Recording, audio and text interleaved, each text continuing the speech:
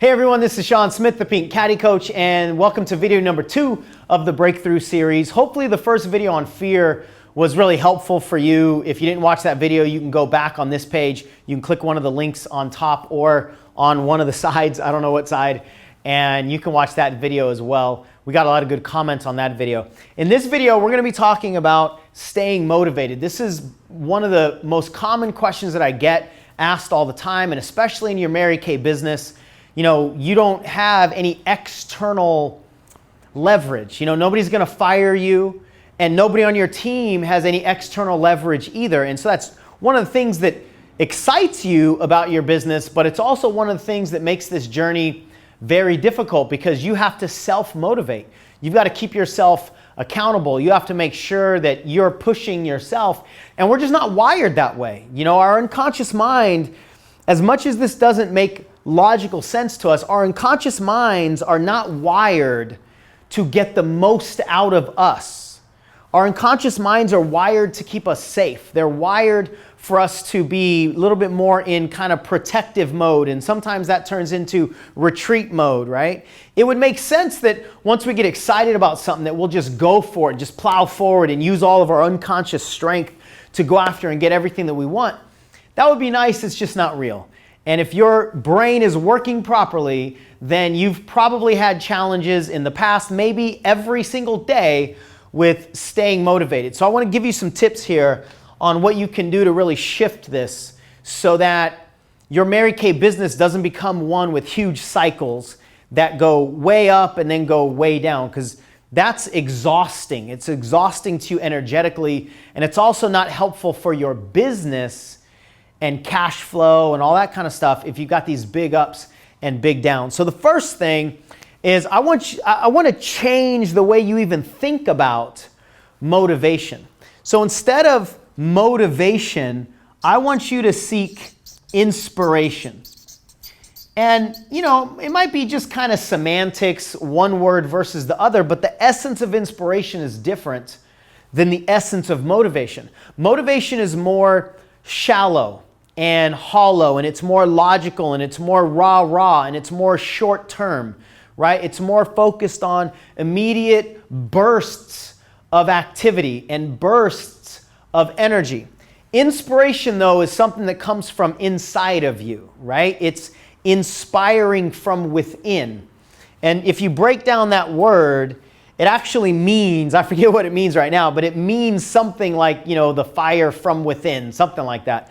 And when you're inspired, you know, it's coming more from your core, it's coming more from your heart. Remember on the last video, if you watched it, we've always got this constant battle between our head and our heart. Your head needs motivation to get over the fears that it's making up. Your heart needs inspiration to just drive you to the things that you want to accomplish in your life, to the service that you want to provide other people, etc. So inspiration comes from a much deeper rooted place, and it's much more stable, it's much more long lasting. That's why it's going to be more powerful for you in your business. Now, inspiration generally is more intangible. It's about how can you help people change their lives? How can you help women feel good about putting the products on or giving them an opportunity to change their life and business? That's going to inspire you from a service perspective. Motivation is, I got to get the pink Cadillac. I got to get a director, you know, get into my director suit. I got to become the red jacket. I got to earn this trip before seminar. And I'm not saying anything bad about those things. I'm not saying you can't have those things. I mean, I guess on some level I am saying something bad about them, but it's not an either or, right? This is a both. So it's okay to have conscious motivation. It's okay to have those tangible goals, but you've got to be driven by the inspiration, right? Because that's going to be more long lasting. Now, when you really find that thing that inspires you so deeply, then that internal drive is going to feel like it's a divine obligation. A divine obligation. You're going to feel like you have to serve your purpose. You have to fulfill this mission that you have on the planet. I talked about this a little bit on the last video as it relates to fear, but this is also a really important element of continuing to stay in motion and continuing to stay motivated, right? Now, I titled this video, How to Stay Motivated, but that's just because that's what most people are searching for, right? That's the language that most people are using. So I just use the language that most people are using. But from now forward, I really want you to think about inspiration, right? Rather than just motivation. But when you have this calling on your life, like you've been divinely called to whatever, fill in the blanks, to empower women, to encourage people to see their greatness, right? To inspire people, women primarily, or it doesn't have to be just women, to inspire people to go for their dreams, whatever that is. When you have that divine calling on your life, then it's easier for you to move through all the challenges, right? And so when you don't feel like you have this divine calling, then that's confirmation that you are really living inside of motivation rather than inspiration. So I want you to be able to kind of check in with yourself and say, have I found that thing that really inspires me? Well, one of the ways you know you found it is that you feel a divine obligation to go out and share your gifts with the world. The second element here with staying motivated is to keep your plane in the air. And I'm talking about like an airplane, I love this analogy because airplanes spend the majority of their fuel and they also have the majority of their risk during takeoff and landing, right? Planes in the air can be on autopilot. They're not burning as much fuel up there. The road is not the road, but the flight is smoother up there. And they're kind of coasting, right? I mean, the engines are still working, but they're kind of coasting up there. And in life, especially in an entrepreneurial journey like Mary Kay, it's much the same. So when you are trying to lift off, when you're trying to motivate yourself because you've taken a lot of time off or you're just starting something new, that's when it's more challenging and that's when you are a little bit more unstable, right? Whether it's people telling you shouldn't be doing this or you're more susceptible to, depression when people reject you or whatever, because you don't have all that momentum going, right? So keeping your plane in the air from a momentum and a motivation standpoint, what that really means is do something all the time as much as you possibly can. That does not mean that you can't ever take vacations. Of course you can. I mean, you're in business to create freedom in your life, right? But as much as you can, do something just about every day so that you can keep that plane in the air. Now, one of the things that happens with entrepreneurs is we're so all or nothing, right? It's like, you might say, I'm going to do 25 phone calls today. But if something happens and you don't have the time to do 25 phone calls, most people won't do any because they don't have the time to do the 25. That would be landing your plane. That's one of the worst things you can do. I would rather you make one phone call than zero. Because one phone call, at least you're keeping your plane in the air a little bit. So just doing something to maintain that momentum is really critical. And the reason is because momentum is exponential. But here's the key. It's exponential in both directions. So when you stay active in your business and you start building that momentum, your activities lead to results and the momentum gets exponential, right? So the more you put in over the course of time as momentum builds, the more results that you get from the effort that you put in, right?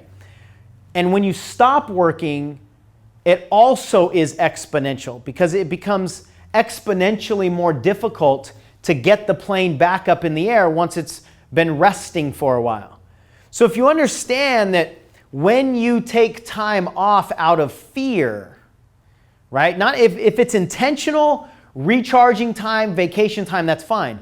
But most people are taking time out from their business out of fear of something or out of just, they just let their schedule get a hold of them or what have you, right? So when you're doing it not in the intentional way, like I got to recharge, when you're taking time out of your business like that, then the more time that you take out, the more you're going to have to recover, the more effort you're going to have to put in to recover.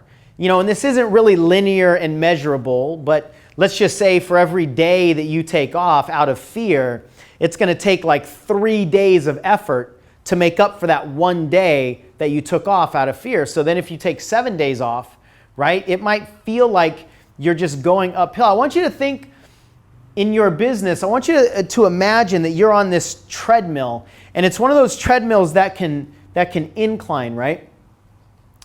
The more time you take off, the more that it's inclining. So if you take days and days and days and days off, then when you do get on that treadmill, notice how steep this incline is going to be. That's why it's imperative that you keep your plane in the air, because this momentum is going to get exponential, and it's going to be harder and harder and harder for you to get going. And the more harder you make it, the harder you make it for yourself, the more chance that you're going to fall down, the more chance you're going to get rejected, or you're not going to enjoy the experience. And then it's just going to be easier for you to get depressed, for you to get frustrated, for you to ultimately quit, etc. So keep your focus on building momentum, knowing that momentum is absolutely exponential. The third piece, and you know this, but I can't do a video on this, even though most of you know this, without highlighting it, because it's just the absolute truth. You have to constantly be plugged into positive programming. That could be CDs that you're listening to, could be books that you're reading, it could be videos that you're watching, hopefully like this one, that's inspiring you, that's uplifting you, that's giving you some knowledge that maybe you didn't have before. It could be listening to other nationals, could be listening to Mary Kay specific stuff or not, reading John Maxwell books, whatever it is to you. But you've got to constantly program yourself. And that's actually this next piece, is this programming should be consistent and diverse. Now, I think most people understand the consistent part, but a lot of people don't understand the diverse part.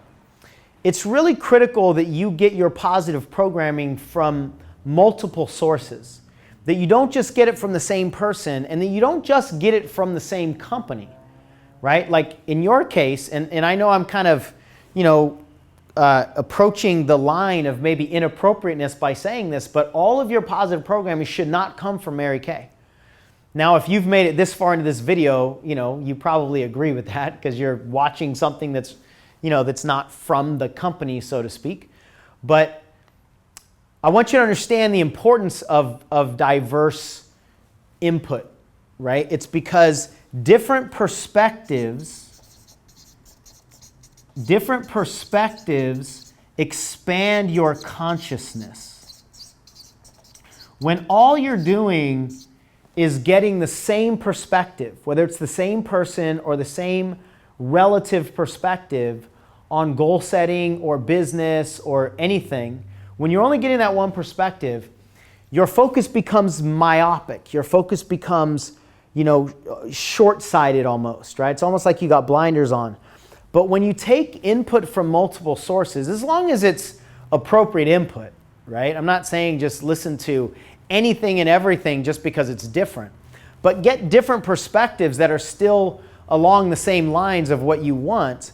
But when you get some input from over here, you get a book from John Maxwell, or you watch, some video from a national sales director who's not in your seminar, or you read a book from somebody else, right? Just the fact that you're pulling all this information in from different perspectives expands the consciousness in your mind. So that's why it's important to just expand that level of awareness, and it causes your mind to think bigger. It causes your mind to be more open. It causes your mind to actually be more moldable in a positive way, and it causes your mind to be more open to believing that you can succeed. That's why it's important to get multiple perspectives inside of the same general idea of success or goal setting or something like that. Don't just get caught into one thing, because then your mind can get so laser focused and just getting this one input, it could actually be detrimental to your ultimate level of belief. and your ultimate level of dreaming. The final thing I want to talk about here is so critical. I could probably do, an hour-long video on just this piece. I won't, but this last piece is support systems. And everybody that I ever talked to in Mary Kay understands that this is important, but most people don't have it set up properly, right? So you have to get this out of your intellectual warehouse and put it in practice. Make sure that you're actually doing this stuff. Support systems could be hiring a private coach. It could be having a mentor. It could be going to live events. It could be having a mastermind group. It could be having an accountability partner or an accountability group, going to a meetup group. There's many different levels of support systems. And I would say you want to do all of them. The more that you do, because each one of those things that I mentioned has a different outcome. It has a different value to it, right? A coach can give you something that a mentor can't, and the mentor can give you something that a mastermind can't. And accountability will give you something that the others can't, right? So I want you to really focus on as many support systems as you possibly can that don't become too overwhelming for you. But we can never have enough support, right? And the reason that these kinds of support systems are so critical is because you can't always be the cheerleader, or sometimes it's an and the coach. You can't always be the one guiding people. You can't always be the one encouraging people.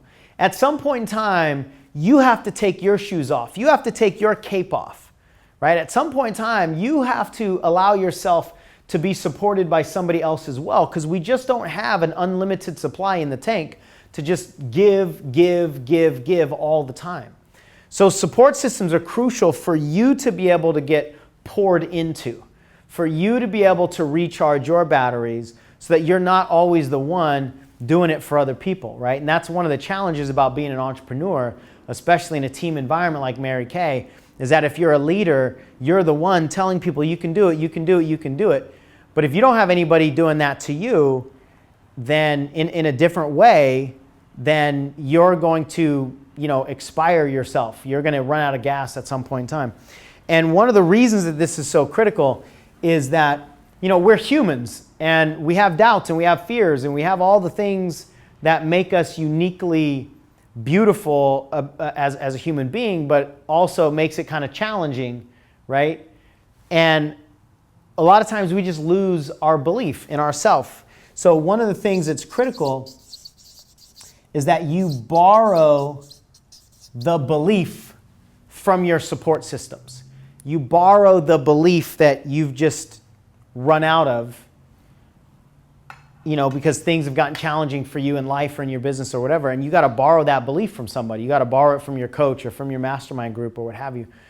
And if you don't have anybody that's available to you to borrow that belief from, and you're the only one that's constantly needing to pick yourself up and encourage yourself and cheerlead and try to coach yourself, you just won't get the most out of your abilities. And I've seen this happen over and over and over again. This is an absolute law of personal development. You cannot do it on your own. The more support you have, the more you're going to get out of yourself. So please don't try to be one of those people that are going to violate these concepts, trying to be the first one in human history, to try to get the most out of yourself. You just are never, ever going to be able to do it. So hopefully these 4 elements of staying motivated have inspired you and helped you. I'd love to hear your take on it. So post a comment down below. Let me know what the biggest takeaway was for you, or let me know what area you really need more support in, or which one of these you're really going to focus on over the next 3 to 6 months in your life. And video number 3 is coming up next. And I've never done a video in this way on personal productivity. And the bottom line is, if you can't get more productivity out of yourself, then your skill set doesn't matter. A lot of these things actually don't matter if you can't get more productivity out of yourself. So definitely don't miss that video. It's a missing piece for most people in their lives. So with that, hopefully this video served you, and I'll see you on video number 3.